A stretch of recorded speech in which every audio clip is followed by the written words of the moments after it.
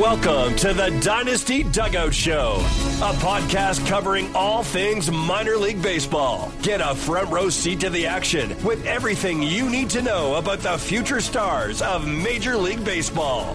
And now, here's your host, Chris Clegg. Good morning. Welcome to the Dynasty Dugout Show. Today is Thursday, March the 20th. Spring training is about to wrap up, and we are going to try to wrap up all of our spring breakout recaps. I'm finally back from Florida, and I've got a lot to cover. A lot of time on the backfields. I think I had 9 backfield games while there and 5 spring breakouts.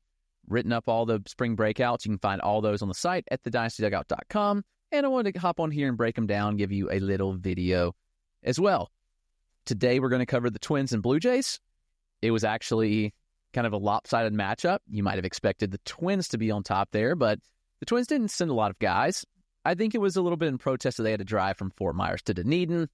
If you don't know, that's a long trip. It's probably at least a good 3-hour drive. And so most of the teams didn't have to travel very far for spring breakout. I personally think the Twins didn't send any of their top guys, or most of their top guys, in kind of protest, because that same day, Emmanuel Rodriguez played on the backfield in the game. Desan Hill pitched. Charlie Soto pitched. There were a lot of big-name arms that pitched on the backfields. They didn't send the spring breakout. But enough of that. First, let's get to the sponsor, Connect Roasters. Sponsoring the show. Connect Roasters is Ian Happ's coffee company. It's an incredibly smooth blend of coffee. They do a great job of giving back to the community, and it's ethnically sourced and very, very good coffee. I make it every morning. I just finished my cup actually before hopping on here, but the cold brew that I make with the Gold Glove blend is incredible. So go to connectroasters.com, get the Gold Glove blend, buy one, get one 50% off using the code DynastyDugout, or use the link in the description. We're also partnering with Chinook Seedery. Chinook Seedery are the best seeds in the game, and you can get that in order of those 10% off by using the code DynastyDugout at chinookseedery.com. Let's dive right in.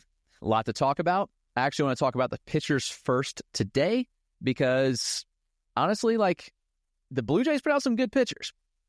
Jake Bloss started the game. Bloss was phenomenal, honestly. Bloss came out and was pumping gas. Jake Bloss had his moments with the Astros last year. He made his major league debut, and honestly, it wasn't great. And so I think he gave some people some worries, but Bloss tossed 2 innings and allowed 1 hit, struck out 4 batters. I mean, I thought he was as impressive as Trey Yesavage was personally, and he generated 7 whiffs in 2 innings with a 85% strike rate. He pounded the zone. Fastball averaged 96, and it topped at 98.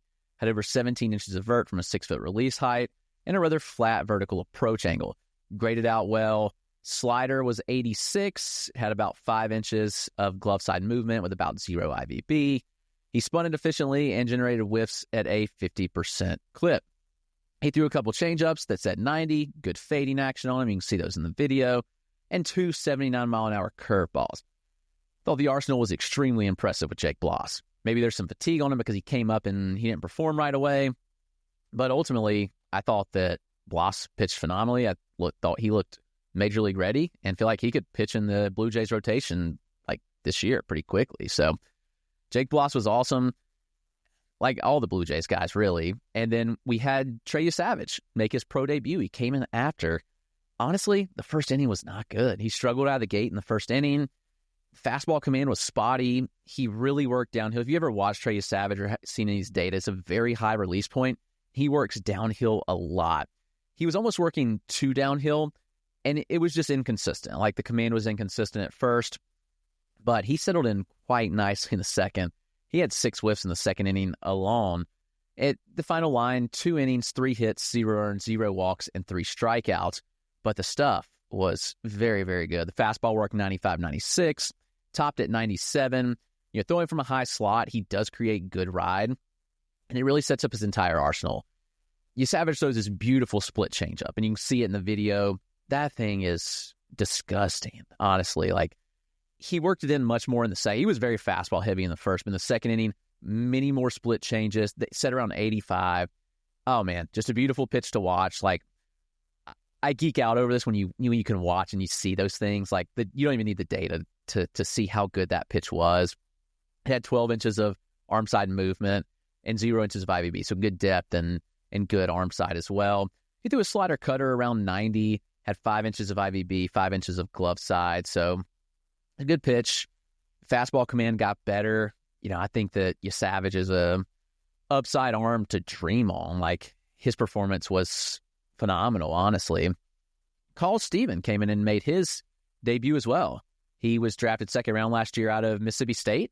He was pretty good. He spent 2 years at Purdue, and then he transferred to Mississippi State after being really good on the Cape summer before his junior year. And last year, he threw a career-high 96 innings. He had a 3.28 ERA with 107 strikeouts and 21 walks. Fastball set 93 miles an hour, but it played well. IVB north of 20 inches from his 6-foot release height, really good. The vertical approach angle from the release height was pretty solid too, so pretty flat from that release point, and really good extension on the pitch. He used it pretty heavily. That was kind of something to watch. He used it 65% of the time last year at college. Get away with it then. He used it 62% of the time in his 2 innings of work. So something to keep an eye on in the season. Like, hard to be that fastball heavy as a starter. Some can get away with it. You need an elite fastball. So I don't know. We'll see. The slider, Stevens' slider was his most used secondary, just like in college. Good carry. It kind of plays like a cutter. It's in the upper 80s last year, and it topped near 89. But it played around that upper 80s area, which was up a little bit from his college data. He did not throw his upper 70s curveball, though, in the start. Did, though, in college. I'll be curious if he mixes it back in more. And he threw a changeup around 85 with good carry and fade.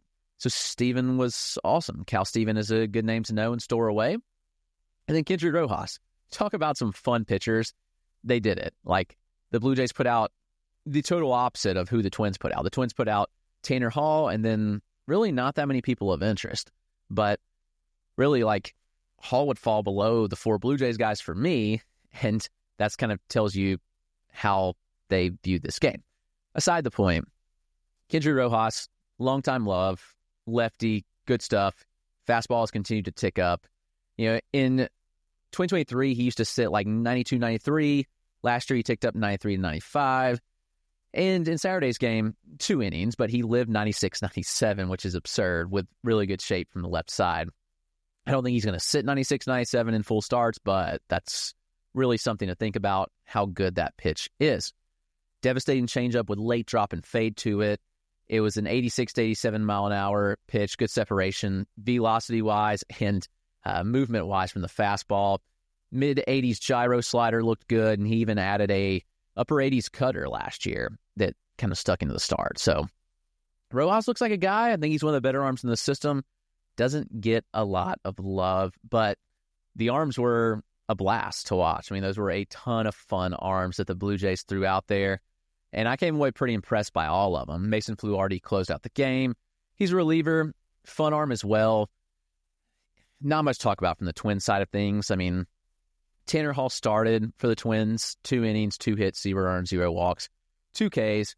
Hall was fine. Like, he's not someone that, like, I'm, like, overly excited about. He falls pretty low in this Twins system, and it is a good system, so don't get me wrong, but the Twins did not send the arms that I would have liked. I would have loved to seen Dasan Hill. He pitched on the backfields. That was unfortunate. Charlie Soto pitched on the backfields. They threw a lot of guys. Connor Prelip pitched on the backfields as well. So just not a lot. Hall lived in around 90 miles an hour, 90, 91. Changeup was 83. Slider was around 83 as well. So fine arsenal, fine pitcher. Not a ton to love there like the Blue Jays guys. But we'll take an early break, and then we'll pop back in and talk about some bats. All right, let's jump back in with the bats here. Some more interesting bats. The Twins definitely threw out more interesting bats, despite not having Walker Jenkins, who's injured, and Emmanuel Rodriguez.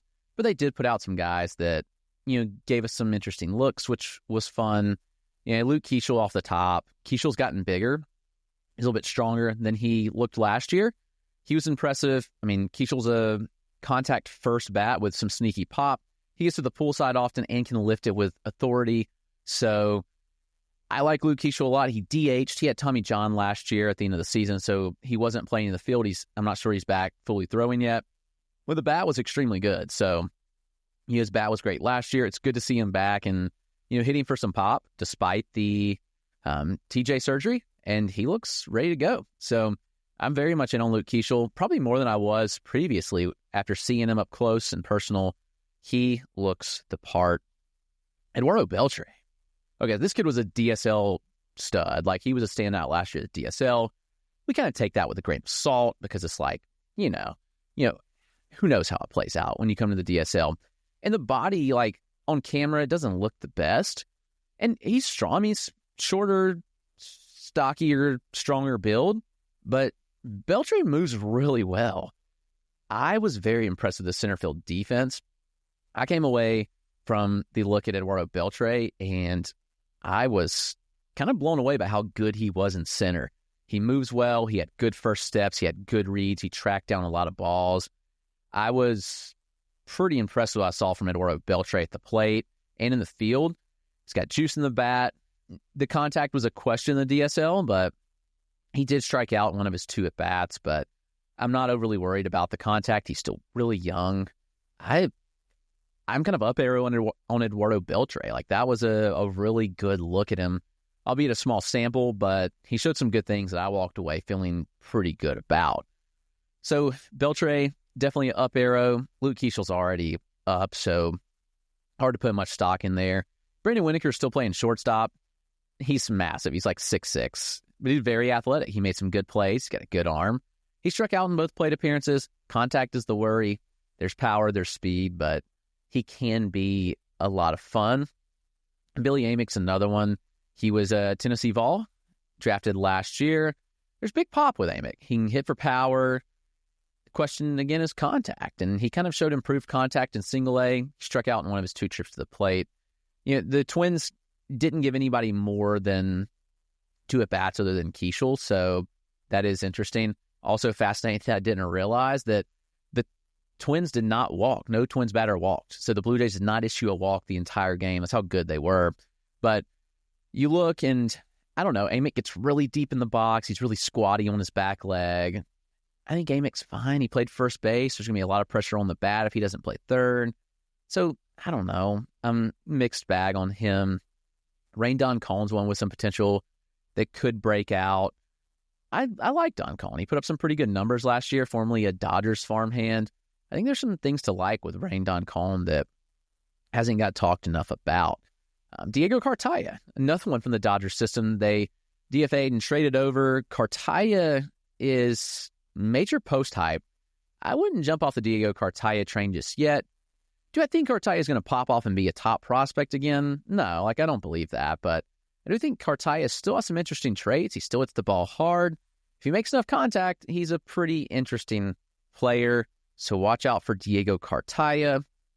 Gabriel Gonzalez, he's a name that gets a lot of love still. Not as much anymore, but Gonzalez is really squatty. He's very small. He doesn't move well. The glove in the outfield is not great. I don't think he has a position. And there's going to be a lot of pressure on the bat to hit. The exit velocities are below average. The chase rate's high.